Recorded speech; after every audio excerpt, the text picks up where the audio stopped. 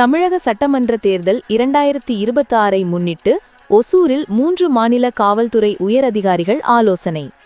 தமிழகத்தில் சட்டமன்ற தேர்தல் அடுத்த சில வாரங்களில் அறிவிப்பு வெளியிடப்பட உள்ள நிலையில் தமிழக, கர்நாடகம், ஆந்திரம் மாநில எல்லையான ஒசூரில் 2 மாநில காவல்துறை உயரதிகாரிகள் ஒசூரில் ஆலோசனை நடத்தினர்.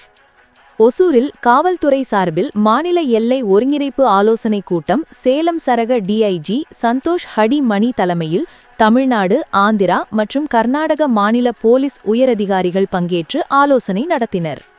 2026ஆம் ஆண்டுக்கான தமிழக சட்டமன்ற தேர்தல் குறித்த அறிவிப்பு விரைவில் வெளியாக உள்ளது.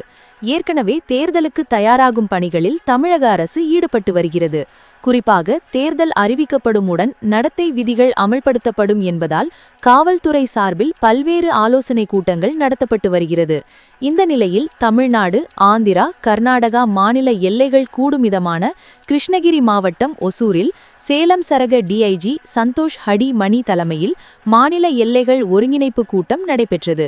இதில் தமிழக காவல்துறை அதிகாரிகள் மட்டுமின்றி அண்டை மாநிலங்களான ஆந்திரா மற்றும் கர்நாடக மாநிலங்களிலிருந்து காவல்துறை உயர் அதிகாரிகள் பங்கேற்றனர். நடைபெறவுள்ள தமிழக சட்டமன்ற தேர்தலை சமூகமாகவும் அமைதியாகவும் நடத்துவதற்கு ஏதுவாக மாநில எல்லைகளில் மேற்கொள்ளப்பட வேண்டிய முன்னெச்சரிக்கை நடவடிக்கைகள் மற்றும் பாதுகாப்பு அம்சங்கள் உள்ளிட்டவை குறித்து ஆலோசனை மேற்கொள்ளப்பட்டன. குறிப்பாக தேர்தல் அறிவிப்பு வெளியானது நாளிலிருந்து நடத்தை விதிகள் அமல்படுத்தப்படும் என்பதால் மாநிலங்களுக்கு இடையே நடைபெறும் போக்குவரத்தில் சட்டவிரோத மதுபானங்கள் குறைந்த விலையில் கிடைப்பதால் தேர்தல் நேரத்தில் வாக்காளர்களுக்கு எடுத்துச் செல்வதற்கு அதிக வாய்ப்புள்ளது. இந்த நிலையில் மாநில எல்லை பகுதியில் உள்ள மதுபான கடைகளில் அதிகமாக மது பாட்டில் கண்டிப்பாக வழங்கக்கூடாது எனவும், போதைப் பொருட்கள் கொண்டு செல்லுவது, ஆவணங்களின்றி பரிசு பொருட்கள், பணம் கொண்டு செல்லுவது உள்ளிட்ட நடவடிக்கைகளை தடுப்பது குறித்து விரிவாக விவாதிக்கப்பட்டது. மாநில எல்லைகளில் தமிழ்நாடு, கர்நாடகா, ஆந்திரா ஆகிய அந்தந்த மாநில போலீசார் சோதனை சாவடிகள் அமைத்து ஆய்வுகள் மேற்கொண்டு வருவதுடன் 3 மாநில போலீசாரும் ஒருங்கிணைந்து குற்ற சம்பவங்களை தடுக்கும் விதமாக மேற்கொள்ள வேண்டிய நடவடிக்கைகள் குறித்தும் ஆலோசனைகள் மேற்கொள்ளப்பட்டன.